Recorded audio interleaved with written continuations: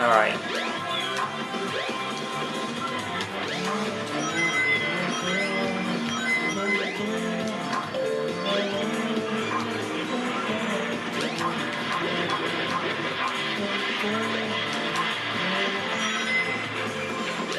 This game is one of the best Sonic soundtracks ever made. And it kind of brought Crush 40 onto the map. But strangely enough, they're not actually as famous as, say, a Nickelback or Coldplay or anything like that. They're not that famous when you think about it. No one really talks about them as a great rock band. And I think it's a shame. Because they are. They're fantastic. But I think it's because their music's in a game, it's not worldwide renowned, if you know what I mean. Yeah, not bad.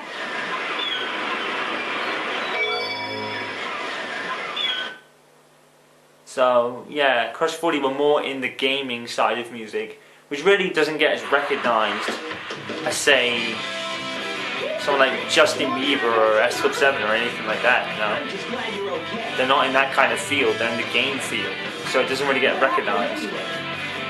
Which, like I said, is a shame, because Crush 40 are brilliant, so it's a shame. Why not just use my plan? And you know what? I'm actually gonna... I'll wait till this cutscene ends, and I want to talk over it.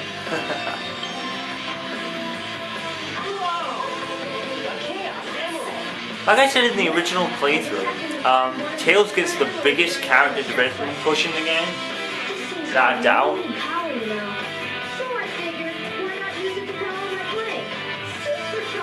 I think Tails and Amy take the biggest character development courses in the game,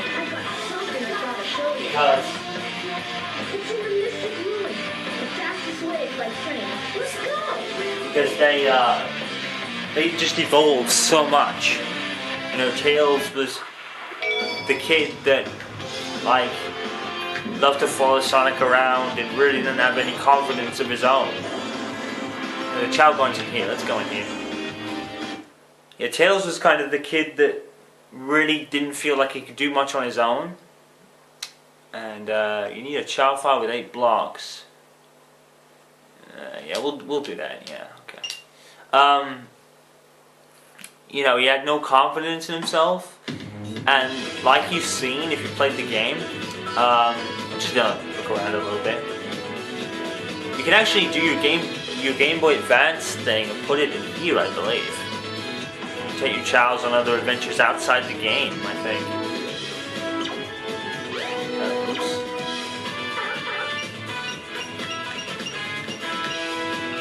Okay. Yeah, and Amy as well. You know, she was kind of like the obsessed with Sonic kind of puppy. Chat races are pretty cool, but I'm not really gonna do it. And like I said, Amy as well. Is this how you get out? Or is that the look at that! Fucking Chow with black glasses.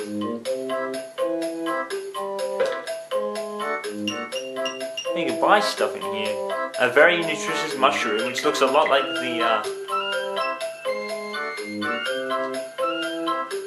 which looks a lot like the Mario mushrooms. There we go. Shit. Get out of here. Can we get out, please? Thank you. So as I was saying, you know, Amy kind of played the role of a lovesick puppy over Sonic, and then by the end of the story, she's a tough badass.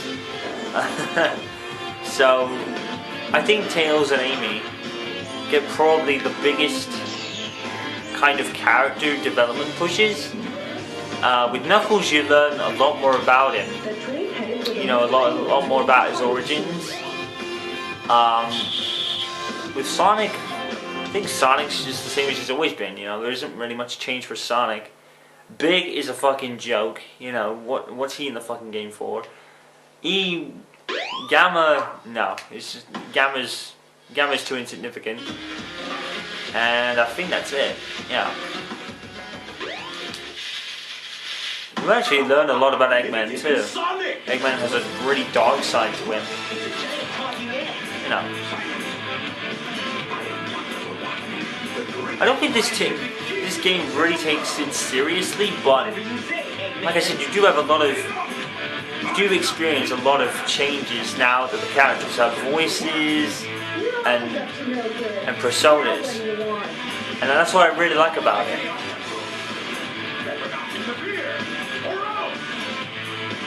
Or else what? You big loser. I love that line every time. That has never got old on me after what?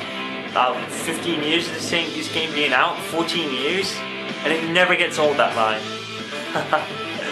That's great.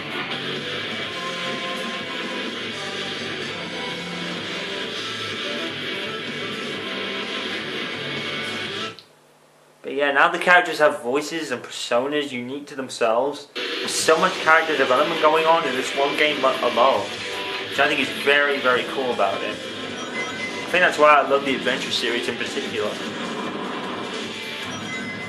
I am planning to try and do a playthrough of Sonic Heroes, but I'm not going to promise that because Sonic Heroes is probably one of the hardest Sonic games like ever made. Period. It's just so difficult how to get the emblems and such. Hey, At least I remembered the trick that time.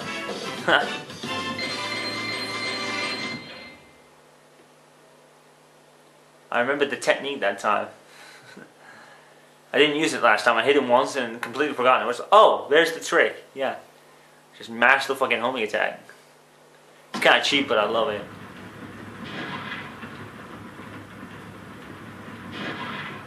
You learn a lot about Chaos and the Chow as well, and this is kind of their first game. It's amazing how much you find out by the end of it as well. It's amazing how they did that.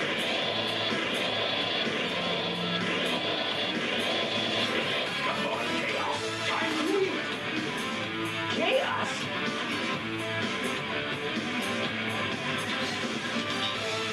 Is Chaos even killable? Oh no, isn't that the same monster I saw the other day? I mean, Supersonic only neutralized it, don't forget. Oh, yes! It's just as the snow catalyst predicted.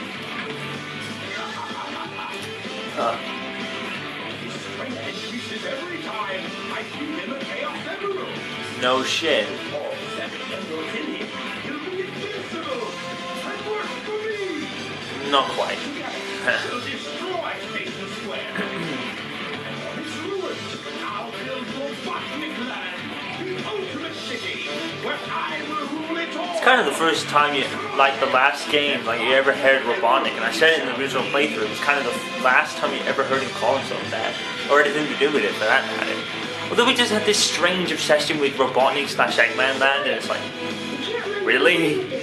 Such a weird villain thing to do.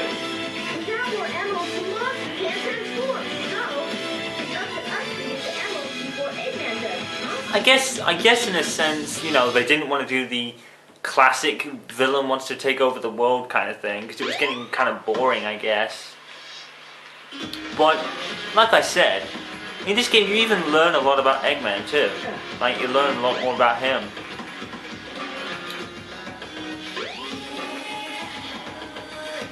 So I think this game is great just for the character development and the dialogue and the voices that the characters have. It's great. I mean, this is a lot of people say Sonic started to go downhill with the start of his move to 3D in the Adventure series. I mean, I completely disagree.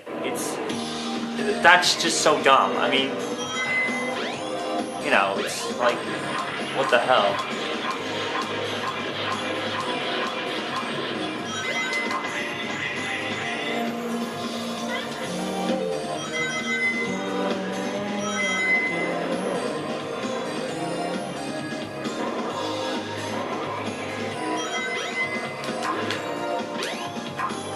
Shit! Almost fucked up there.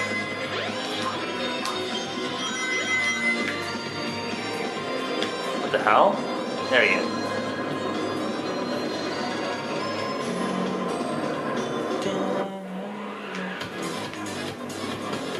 straight up. You should be able to get out of the tornado.